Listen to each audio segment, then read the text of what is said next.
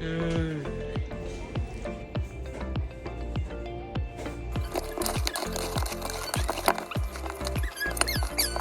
Alright, so I'm about to take the fish.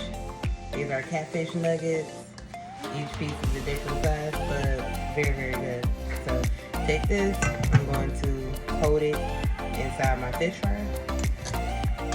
I'm using the Zatarain's seafood breaded fish fry. You want to get them to look like this. And then you're gonna drop them in the hot grease. Now that my fish is all coated, let's drop them in the grease. See?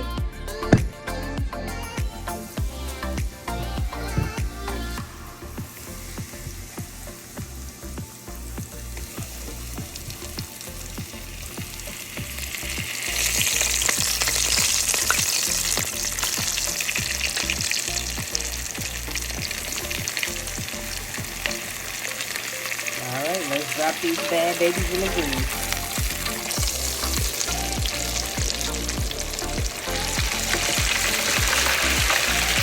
And let them go for a few minutes. We'll put them out when they're done.